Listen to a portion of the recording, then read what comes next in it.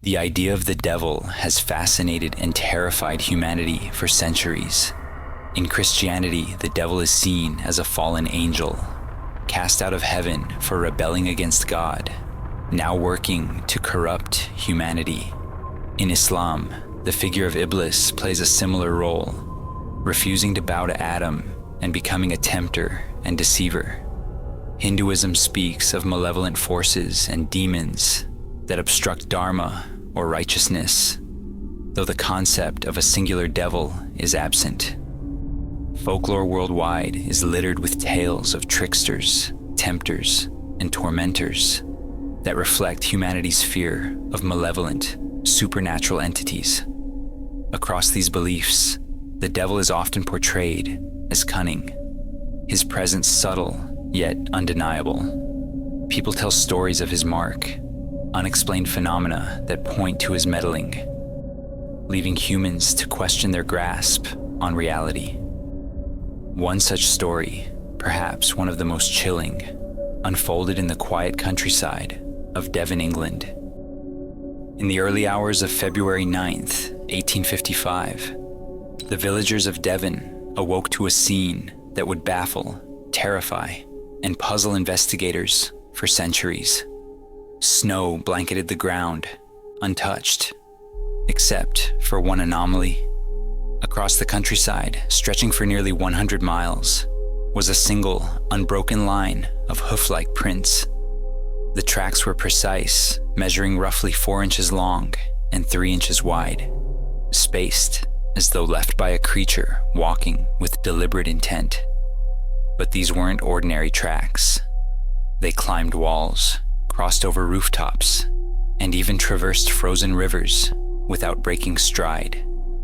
In some places, they vanished at solid barriers, only to reappear on the other side, as if the creature had passed straight through. The prints weren't limited to open spaces either. They appeared inside walled gardens and near locked doors. The villagers were stunned. Some reported livestock behaving strangely in the night, while others spoke of eerie sounds outside their homes, soft thuds, as though something heavy walked by. Whispers of the devil's presence spread quickly, the hoof-like shape of the tracks seeming to confirm their fears. Panic took hold as the townsfolk searched for answers. Clergy urged prayers and blessings, warning against the devil's work. Meanwhile, skeptics proposed their own explanations. Perhaps the tracks were made by an animal, but no animal known to the villagers could have left such perfectly spaced prints, nor traveled such a vast distance in a single night. Among those who sought a rational explanation was Geoffrey Household, a British author and amateur investigator. Much later, in the 20th century, Household conducted an experiment to test a theory.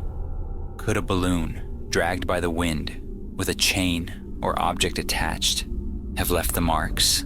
His experiment produced patterns somewhat similar, but failed to replicate the precision of the prints. Other theories were equally strange. Some suggested gypsies on stilts may have played a prank, walking through the snow to create the illusion of a supernatural trail. But the sheer scale of the tracks and their consistent spacing made this explanation seem improbable. Weather phenomena were also proposed, with the suggestion that freezing and thawing patterns in the snow could have created the marks.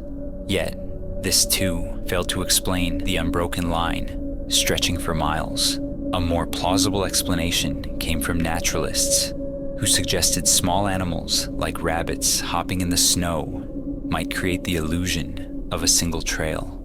While this has been observed in other snowy regions, locals insisted the tracks were unlike any animal print they had seen before. Distinctly hoof-like, with a depth and shape that seemed deliberate, almost mechanical. The tracks led through multiple towns, over rivers, and across rooftops, yet no one ever saw the creature responsible. Those who followed the trail found it grew fainter with the day's melting snow, disappearing entirely as the sun set. The mystery faded, but the story lingered, passed down through generations. The devil's footprints have been compared to similar patterns found in other regions and at other times, but none have matched the scale and precision of the Devon incident. Were the tracks a natural phenomenon, an elaborate hoax, or something more sinister? Even today, skeptics and believers alike debate the truth. What we do know is that this story, born from a quiet English countryside, reminds us how little we truly understand about the world around us. Are we simply misinterpreting nature's oddities? Or could there be forces at work we're not meant to comprehend? The devil's footprints remain one of the most chilling unsolved mysteries in history.